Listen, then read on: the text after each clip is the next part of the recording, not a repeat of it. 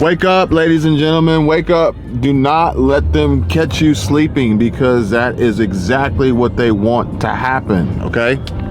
These banks out here, like Bank of America, for sure, PNC Bank, Wells Fargo, they're all a part of a master plan. They're making big changes, and they're ultimately going to end up locking us all out, me included. I'm not omitted from this economic financial shift, this change. I'm gonna tell you guys exactly why. Here, check this out. All right, folks, so please allow me to explain. We're all aware of the shenanigans that are going on at Bank of America primarily, but this is happening to a lot of banks nonetheless. And if you guys haven't had a chance, go check out my most recent video, or one of my most recent videos, depending on when I upload this one, about the situation that is happening at Bank of America, particularly highlighting a visit to a California Bank of America branch this past summer, where the branch bank location had 0 employees, no physical employees, which really is kind of odd, but it actually makes sense for the future of banking, the future of business, and the future of basically the central bank digital currency, digital dollar lockout. Case in point, in order for me to access the physical bank location that granted didn't have any employees, I had to swipe my card to get into the branch. But here's the deal. Guess what, folks? If they don't want you in, they'll deny you access with your card. Okay? Now, let's just say you are allowed in. Here's the kicker. This is where things get really interesting, okay? We are going to see a change. We're going to see a change and a shift in employment, in the way we do business, in the way we conduct transactions, and how we handle our money, how our money is handled for us. The list goes on and on. But more importantly is that eventually these banks, albeit no employees work at the physical locations, you sit down in a conference room and you initiate a video chat. Well, folks, we are already witnessing the advancements and evolution in AI technology through Microsoft and ChatGPT, which is ultimately going to replace the human being altogether, where you could literally sit down. You could literally sit down in a conference room and discuss your bank account and have conversations and exchanges as the AI brings you information and reports back, produces data, and learns from your responses. Holy crap. I thought that one caught on fire. I hate seeing RVs catch on fire.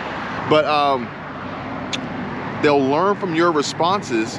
So basically, you could be sitting in this conference room chatting with a computer, with AI, and never even know it.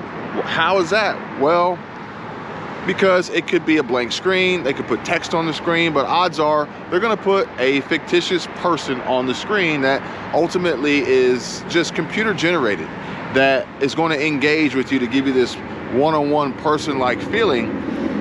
And I actually came across the technology the other day that allows creators to make YouTube videos with that same technology through AI.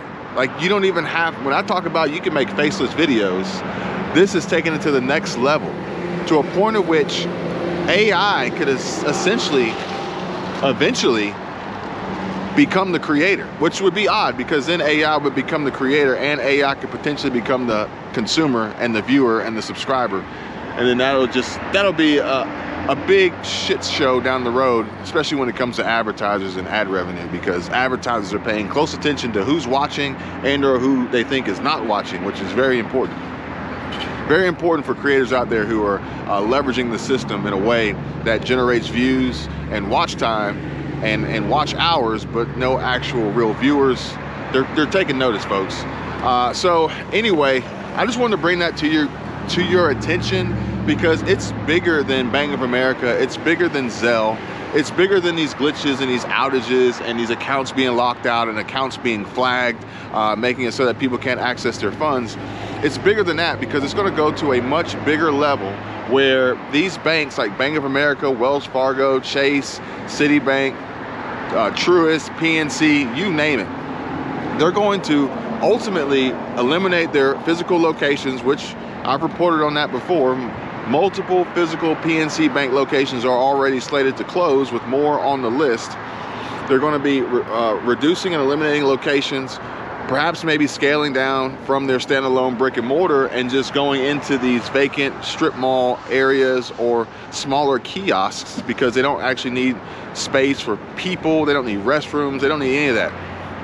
And they're going to shift away from physical people actually working in these branches. So jobs are going to be lost, incomes are going to be at risk, and then we're going to be backed into this technological cryptocurrency, digital dollar corner. We're going to be backed into this corner where we could be locked out of the system at any given time. I don't know how long it's going to take for that to happen. I don't know, you know, exactly when that will happen, but at the same time, it still comes down to the simple fact of the matter is that, you know, in my opinion, I think it's going to be very smart to make sure you have as much diversity as possible and as much security as possible, and most importantly, making sure you have income producing, cash flow producing assets. That's going to be huge. That's going to be key, because you'll always at least have the opportunity and ability to draw from that, even if you were locked out of your account, even if you were shut down, even if you were flagged, even if you were, you know, wiped out, there was a glitch or whatever it may be. In one bank or all your banks, you at least have, you know, something else to fall back on. And, you know, obviously real estate is, you know, you guys can see the condos behind me. Real estate is a great tool. It's a great investment vehicle for producing cash flow. Granted, we are waiting to see some of these prices come down. We're waiting to see what's going to happen with the Fed and with interest rates, and this could play a major part in allowing people the access and ability again to jump into real estate at a reasonable price point that allows room for returns on investments. In addition, we got the debt ceiling crisis as well that could potentially have an impact on some of these folks and their investment portfolios, and perhaps maybe some changes they have to make, as their lives have been a little bit you know, turned upside down with some of these changes going on, affecting salaries, affecting retirement, affecting Social Security. There's a lot of implications going on out there, but I think it's really important that we pay attention to the warning signs, what's going on, what could potentially happen, and continuously prepare ourselves to be ready for if, when, whatever it may be, not get blindsided and left in the dark, left without an option, left, you know, on the phone with customer service with Bank of America, only to be hung up on as you're trying to figure out where your money went. When will it be returned? How am I going to buy food? How am I going to buy gas? How am I going to fill my tank? How am I going to get to work? How am I going to keep a roof over my head? Folks, we got to be smart.